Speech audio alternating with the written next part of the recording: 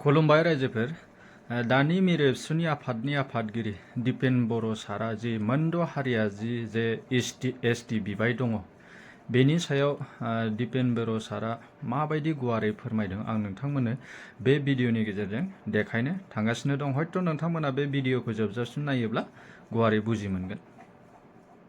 मोनद' हारिया एसटि जानांगौ, एसटि जानायाव जोंहा बादा गैया। रावबो पलिटिकेल पार्टिया बिनि सायाव बादा होआखै।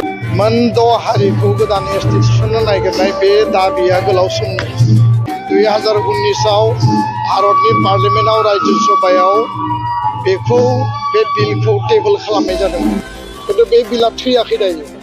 आसाम सरकारा बे बिलखौ लानानै पास खालामनांगौ होननानै राजनैतिक स्वार्थनि थाखाय बिथांमोना समर्थन होबोदों। 25 नभेम्बराव आसाम बिधान सभायाव बेखौ प्लेस खालामगोन होननानै बुंदों। एक्सिस्टिं एसटिनि reservation right and privilege constitutional प्रभिजनखौ खर्ब खालामनानै गोदानै जुदि एसटि होयोब्ला बिनि थाखाय दुलाराय बर' फरायसा आफादा जेब्लायबो क्लियार स्टेन्ड लानानै खामानि मावगोन।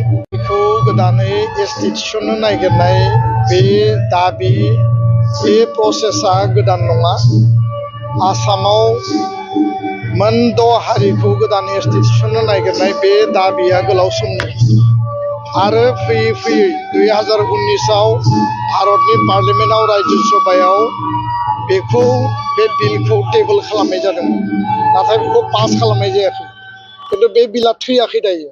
दा बेखायनो साननो गोनाङा जाहैबाय 2019 आरो 20नि उनाव फिन दा 2025 खारन 26आव बिसायख'थि जानो थांगासिनो आसामाव, आरो बेखायनो आसाम सरकारा बे बिलखौ लानानै पास खालामनांगौ होननानै राजनैतिक स्वार्थनि थाखाय बिथांमोना समर्थन होबोदों, हाबा मावबोदों, आरो फैगौ 25 नभेम्बराव आसाम बिधान सभायाव बेखौ प्लेस खालामगोन होननानै बुंदों। खोथाया जाहैबाय जे आसामाव जेसेबां पलिटिकेल पार्टि दङ, बे नेसनेल पार्टियानो जा रिजनेल पार्टियानो जा, बिजेपि, कंग्रेस, एजिपि आरो लोगोसेनो जातीय परिषद, रायजोर दल आरो बावैसो बिपिएफ दोलो बा गुबुन गुबुन दोलोफ्रा बयबो समर्थन होदों जे मोनद' हारिया एसटि जानांगौ, एसटि जानायाव जोंहा बादा गैया। रावबो पलिटिकेल पार्टिया बिनि सायाव बादा होआखै, आरो बादा होआखैबा पार्टिनि एमएलएफोरा बिधान सभायाव जिहेतु थाङो, बिधान सभायाव एमएलए हिसाबै दङ, बिथांमोना बे बिलखौ लाबोयोब्ला सोर बादा होगोन आरो माब्रै बादा होगोन? दासिम जों मिथिनायाव 22 जन एमएलए दङ, ट्राइबेल एमएलएफोर, बर', कार्बि, डिमासा, मिसिं, टिवा, गार' आरो 7 मन्त्रि दङ, सासे स्पिकार आरो सासे डेपुटि स्पिकार।